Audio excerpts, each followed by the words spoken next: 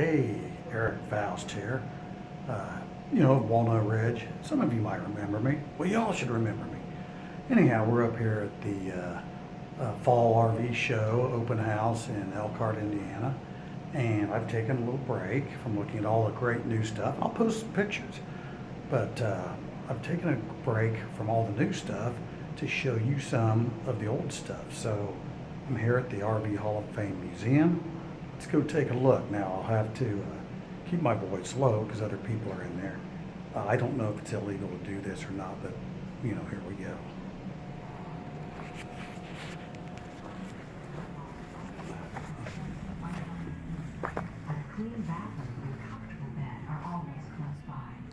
Now this is an interesting display. I mean, how the RVs are built, and in all actuality, they really are built like this. I've been through the factories, and someday I'm going to take you guys through a factory tour.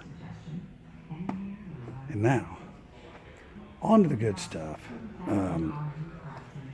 What do we have? A 1954 Shasta trailer. Oh, I know. Oh, wrong guy. Never mind. But 1954 Shasta trailer. These were commonplace. If any of you baby boomers out there, this is always what you saw in somebody's driveway, in the campgrounds, and even depicted in cartoons. It's a little dark in here. Notice, today we have batteries, LED lighting systems, keep these things lit up.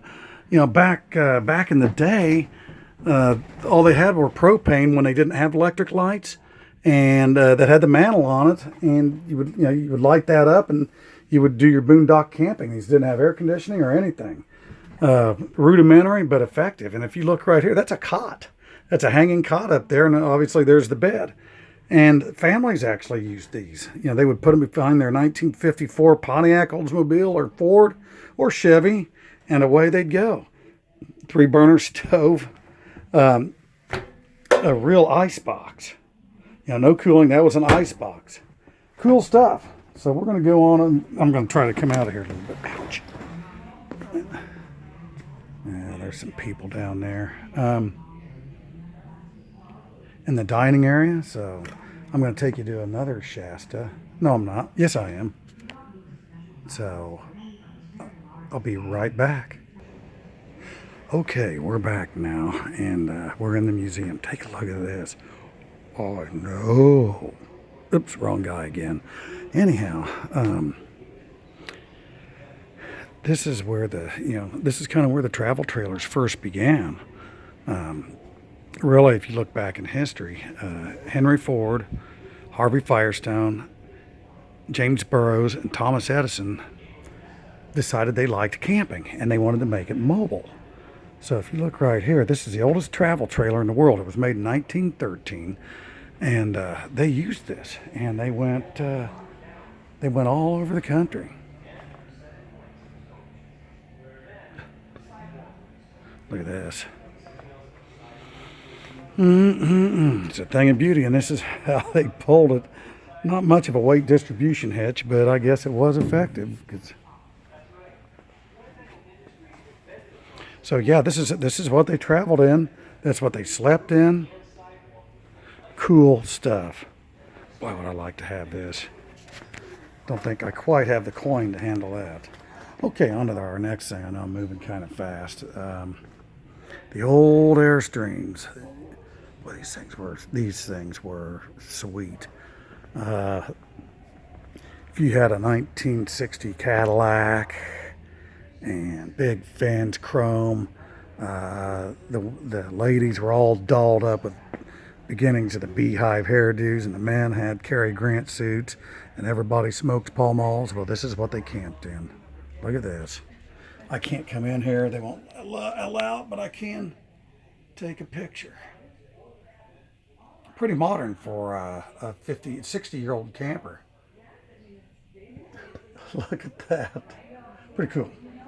So I've got some people coming up on me, so I've got to move through here quickly. One of the first motorhomes, the Tennessee Traveler in Pulaski, Tennessee. Yeah. So the next time you think your motorhome feels a little old, try driving one of these. Now, check this out.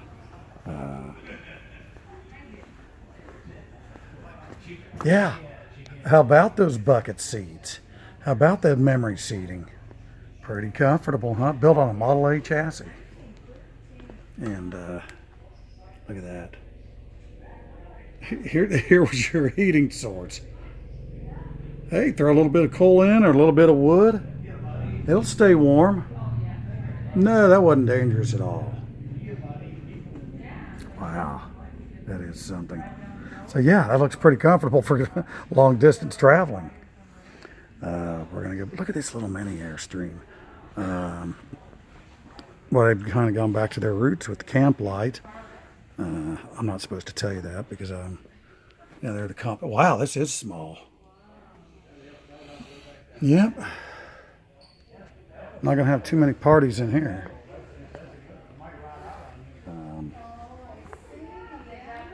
And then I don't know what that is, but it's pretty cool. I'm gonna be going back and forth between here. 1932 pop-up. You know, in concept, they're not that much different. It's actually pretty cool. That's the original linoleum too.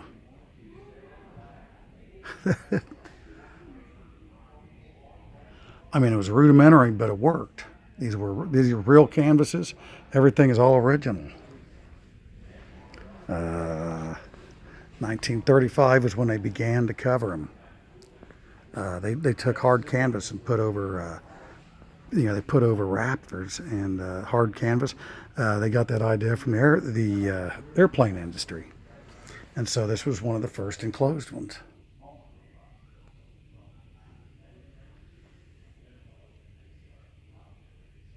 Guy I work with by the name of John Stout. He sold this when it was new. Just so I'd let you know that. So, yeah, feel free to call the dealership and ask for John Stout and ask him about the 1935 covered wagon trailer. He'll tell you about his first customer. The 1935 comfort trailer. Now, this was premium camping back then. Oh, wait a minute. I've not seen this one since the last time. Well, that's a danky one, isn't it? That's pretty cool. Look at this. You know, there's actually a pretty good amount of room in there. You know what? If it keeps the mosquitoes out, it's good camping. Here we go. Another 1932. Right? Look at that old light fixture.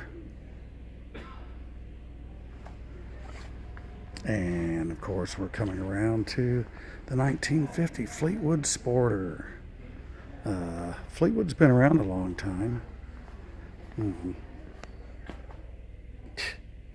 Yeah, that's a small one. Yeah, I'd probably get a little claustrophobic in there. Oh, one of the first Holiday Ramblers, 1954. Holiday Rambler became a real fixture, you know, in the 50s, 60s, and 70s. I remember one of my first camping excursions was in 1969. A school buddy of mine his family had a Holiday Rambler, and I thought it was the greatest thing ever. And maybe that's how I got into camping. The concept not too different from what I showed you earlier. You have a cot there, and that, you know, just like in that Shasta, basic 2-burner stove, an ice box. You know, I believe this is a refrigerator. Yes, this is a refrigerator, but one of the first ones.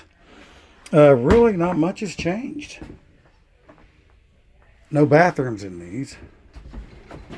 Again, you have, you know, your auxiliary lighting when you're not plugged into power. You would light that mantle just like a Coleman lantern, and that's how you would get your lighting. Oh, hey, this is new too. This 1955 Ranger crank-up tent trailer. You know, that's fiberglass. You know, that really. I'm betting. I don't know anything about this, but I'm willing to bet that the concept was taken from the Corvette, obviously, because it came out in 1953. So somebody who was forward-thinking in the RV industry probably took that idea and ran with it. So let's take a look in here. That's pretty cool.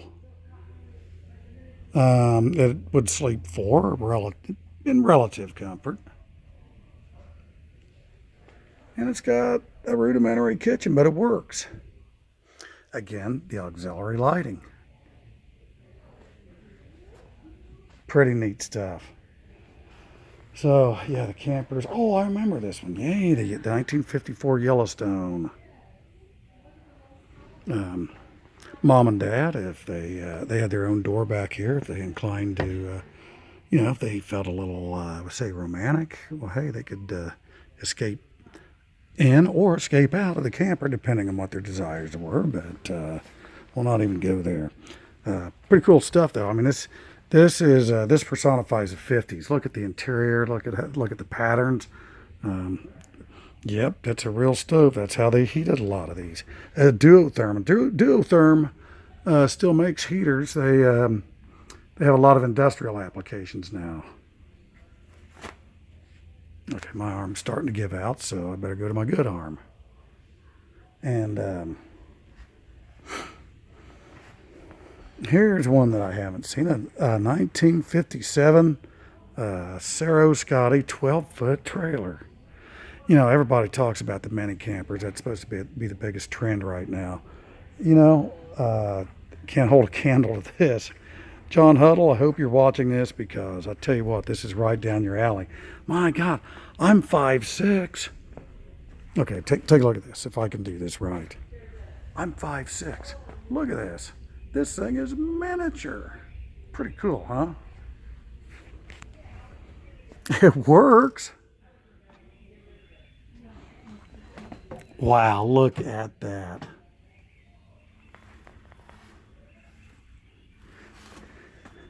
That is about as cool as it gets. And so you thought, well, that's really tiny, and you'd be right. But guess what? Let's take a look to the left. Look how dinky this thing is right here. 1957 Scotty Cerro 10-foot trailer. You could pull this with a motorcycle. Look at this. It would be a little cozy, and yeah, that's all there is on the inside. It would be a little cozy, and the kitchen was on the outside, so you would do a lot, obviously do your cooking in the kitchen. What else would you do with it? I guess you could make meth, right? But take a look at that. They had some cool stuff, and Scotty was a forward-thinking camper company. So I'm going to take you through, and let's go find some other stuff. I don't know how much memory this phone has, so we'll just keep going till the phone memory runs out. 1985 Fleetwood Bounder. We still get some of these on trade-ins. It's really not much to look at. I mean, it's nothing exciting. So we'll just keep going on. 1966 Mustang travel trailer. Pretty interesting. It's one of the first introductions to the wet bath. And before, you had to have a pickle bucket or find a good log to lean over. I remember this trailer from the last time I was here 3 years ago. A lot of forward thinking with that. The 67 Fan Luxury Liner. I don't remember this one, so let's take a look here. Look at that. That's the original carpet. Hey, that's luxury. You'd come in here, and I'm sure we'd get your Paul Harvey updates. Kind of cool. Yeah, it's all right. They're all great, but some are greater than others. You've got to come up here. Again, this is in Elkhart, Indiana, the RV Hall of Fame Museum. And, if you take a look around, this place is just humongous, I'm hoping I can get through everything. Looking into this Coachman built on a Ford. Oh, hey, we're coming up to some cool stuff right here. Now,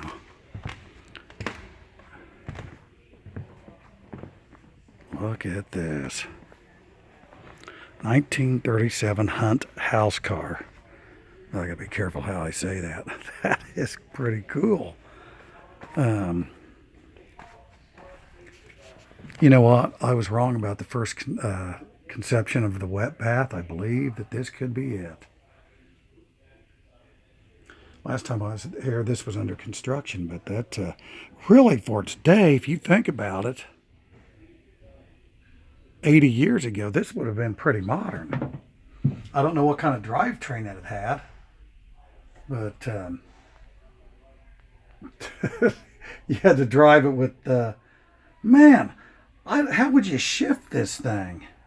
You would have to put your arm right behind you. With a blown rotator cuff, no, I couldn't handle that. Here's the little kitchen. Instead of a passenger seat, you had a kitchen. Pretty cool stuff. And there are people there who are going to ruin my time. Oh, hey. I was telling you about the Holiday Rambler, what they were like when I was a kid. This is exactly like what my buddy's family had. And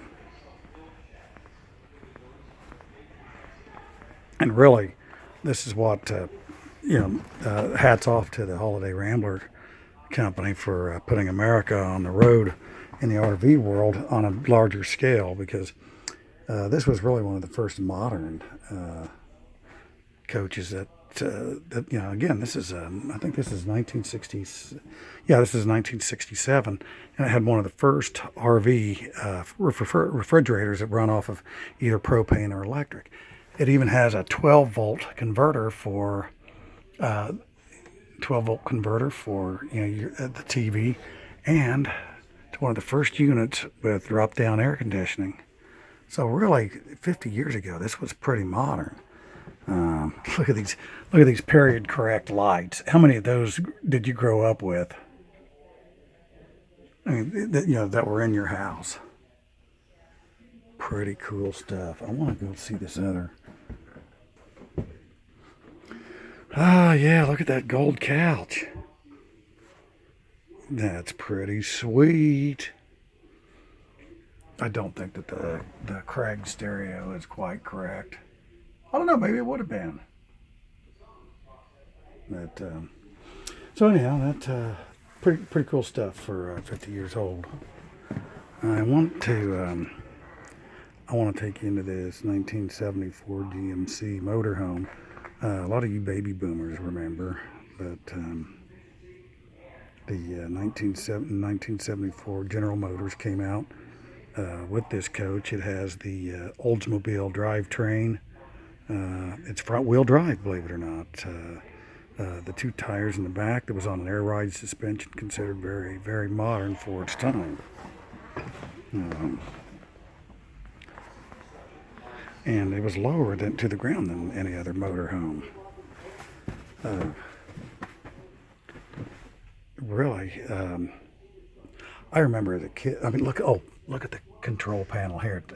It was one of the first to have tank monitoring. I mean, like your holding tank, your water tank, your LP gas. Really, I mean, modern stuff. I mean, I remember when these first came out in '74. Okay, I'm showing my age, but there was nothing else like it. I mean, it was extremely aerodynamic.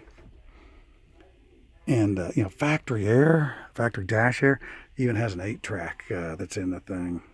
A lot of history behind this. Again, this is a GM exclusive. And if any of you remember on on their high-end luxury cars, these switches, that's the switch gear that they used from them. And these were pretty cool. You go back to this room. This obviously turns into a bedroom. Sorry about that. I'm back now. I got interrupted. Here's one of the most interesting campers I've ever seen. The 1935 Bolus Road Chief. Actually, this came out a little bit before Airstream did, and it's a very interesting camper. Look at that. I mean, it's just amazing how. And this was 1935, and It could sleep one, two, three, four people in relative comfort. It had a sink. It had a rudimentary stove. I can't come in there, so I can't tell if it had a bathroom, but I doubt that it did. But it had ventilation all the way down the thing. Extremely aerodynamic. Look at that. Is that not cool? I mean, for 1935, hey, that was ahead of its time. I haven't seen this. This is a well, I like it already. Register communists, not firearms. Hey, I like the cut of their gem already. Truck campers haven't really changed a lot in the last several years. They're pretty much laid out like this.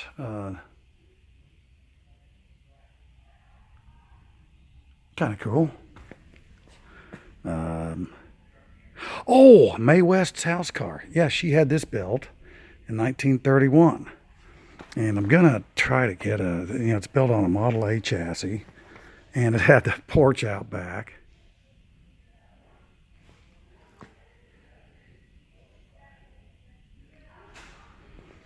But yeah, she had this built, and hired a chauffeur to drive her around the country.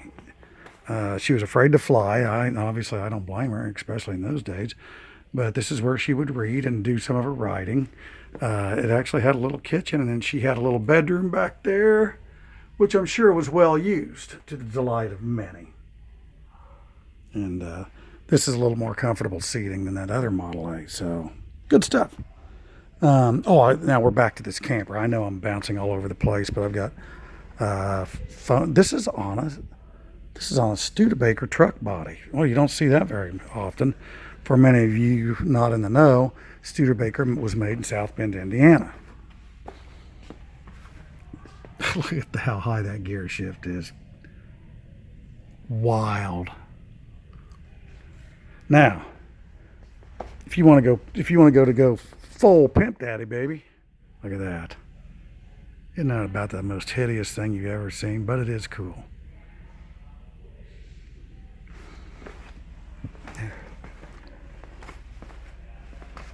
It's the Star Streak 2.